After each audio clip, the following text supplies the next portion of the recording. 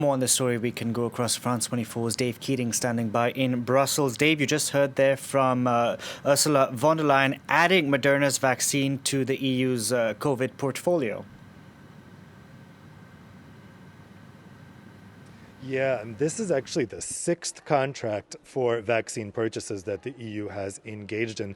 The most well-known one was the previous vaccine, which had a very high success rate, which was from Pfizer. The EU agreed to purchase at least 100 million doses and up to 300 million doses. So it's notable that this purchase is actually lower than the one for Pfizer. It may be that as more and more vaccines are proving themselves effective, the Commission is reeling back a little bit on these purchases. But overall, as President von der Leyen said there in the sound clip, they are looking at a strategy of a portfolio of vaccines, getting as many vaccines as possible because there are going to be quite a number, and some may prove to be more effective than others. Right now, it's hard to know which, and so the EU is buying basically all of the ones that are proving effective. It's the same strategy being used by the United States, by Japan, by the UK, and by others. It's also noticeable that as we go forward in this vaccine development, we're seeing that the big economies are making these major purchases,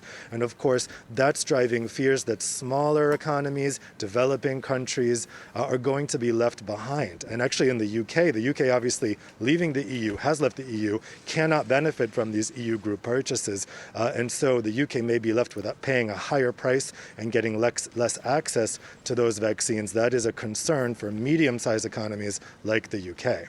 And Dave, what is the EU strategy here to roll out this vaccine? Has a timeline been set, a start date been set?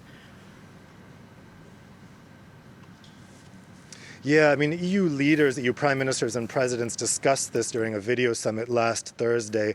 They discussed the timeline for these vaccines coming out and, most importantly, how everyone is going to get access to them. Obviously, if the Commission is buying these, then they're going to be held by the EU, and the EU will be in charge of doling them out. The Commission has promised that it will do so equally and fairly, giving each country the amount of vaccines proportional to its population, that no one is going to be first in line. Every EU member state will be equal when it comes to getting vaccines.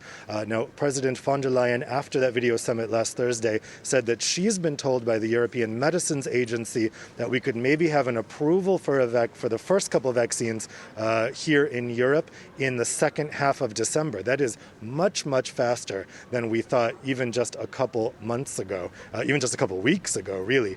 So that was really good news from that summit last Thursday, which otherwise wasn't filled with very much good news. So now, as we look forward to the first half of 2021, they're going to be devising a detailed vaccine strategy.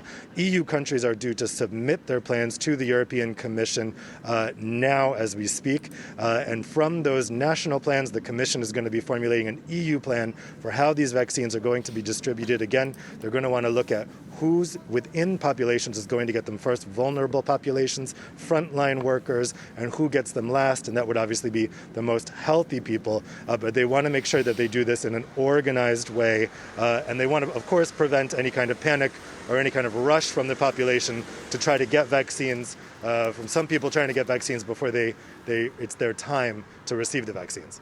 Okay, so potentially we could have the vaccine being rolled out in the EU in the next 3 weeks.